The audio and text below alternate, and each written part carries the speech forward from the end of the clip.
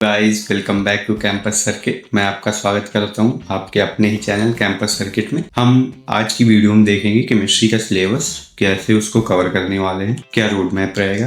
ठीक है, ये देखते हैं।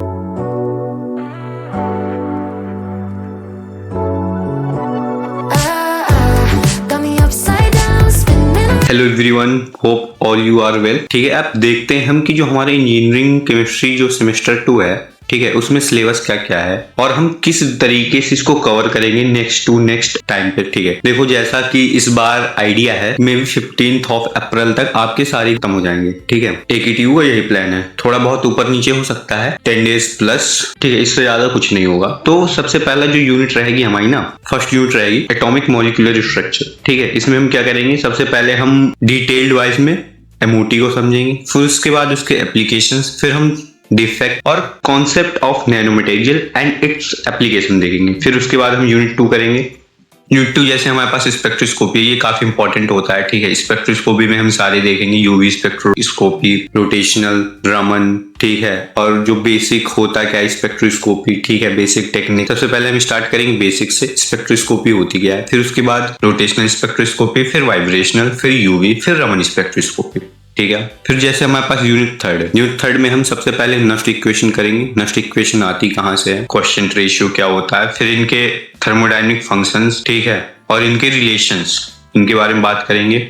फिर हम बात करेंगे कोरिजन। कोरिजन में causes, effect and it's prevention. Phase rule देखेंगे हम। ठीक है, फेज रूल इंपॉर्टेंट है। और फिर बात करते हैं वाटर एनालिसिस की। यूनिट 4 हमारे पास काफी इंपॉर्टेंट हो जाती है, क्योंकि इससे इजी क्वेश्चन आते हैं और डायरेक्ट आते हैं। सबसे जैसे इसमें क्वेश्चन इंपॉर्टेंट हो जाता है टेक्निक्स ऑफ वाटर सॉफ्टनिंग, जैसे lime soda, zeolite, and exchange resin, reserve osmosis method. ठीक है, फिर फ्यूल्स आ जाते हैं, classification of fuels, analysis of cold, determination of calorific value. ठीक, इसमें कैलोरीफिक वैल्यू इंपॉर्टेंट होता है। फिर बात करते हैं पॉलीमर्स की। पॉलीमर्स में बेसिकली हमारे पास क्या होता है ना, कि पॉलीमर्स तो बहुत ही बड़ा है, एक तरीके से हम कह सकते हैं ह्यूज पॉन्ड है, कि कुछ भी पढ़ लो उससे। ठीक है, पॉलीमर्स ऑफ सल्फर, कुछ भी ऐड कर दो 2-3 चीजों को, ठीक है, तो वही पॉलीमर हो जाता है। जैसे basic concept of polymer blending, make composite, ठीक है, conducting of biodegradable polymers, preparation and application of some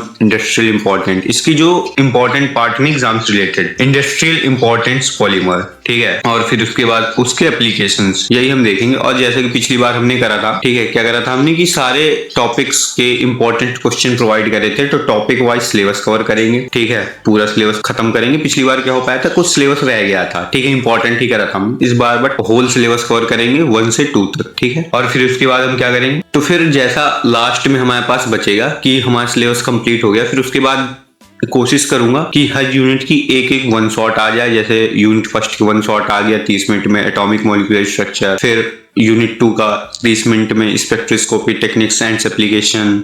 unit third का इलेक्ट्रोकेमिस्ट्री का वन शॉट 30 से 45 मिनट का, वाटर एनालिसिस 30 से 45 मिनट का। ठीक है, पॉलीमर 1 घंटे का, क्योंकि पॉलीमर थोड़ा सा बड़ा है, तो वन शॉट डालने की भी कोशिश होगी। फिर उसके बाद एग्जाम से 1 दिन पहले या 2 दिन पहले 2 marks important question, 4 marks important question पिछली बार की तरह, और जैसे ये है आपका। फिर उसके बाद आपके हमारे पास यहाँ पे प्रैक्टिकल्स रहते हैं। ठीक है, कि determination of alkalinity in a given water sample, determination of temporary and permanent hardness of water sampling using EDTA। ठीक है, अगर आपके कॉलेज में ये पढ़ाए जाएं तो एक बार बता देना, अगर ना पढ़ाए जाएं तो मुझे बता देना। एक मैं शॉर्ट वीडियो बना दूंगा जिसमें से आपको सब एक्सप्लेन हो जाएंगे धीरे से, कि बीयर्स लॉ वेरिफिकेशन कैसे करते हैं। ठीक है, इसमें बीयर्स लॉ में हमारे पास, जैसे अगर बात करूं मैं वेरिफिकेशन ऑफ बीयर लॉ की, इसमें हमारे पास क्यूबिट्स होती हैं। ठीक है, क्यूबिट्स में हम अपना सिंपल डाल के उसमें, क्योंकि बीयर लॉ कहता है डायरेक्टली प्रोपोर्शनल टू इंटेंसिटी।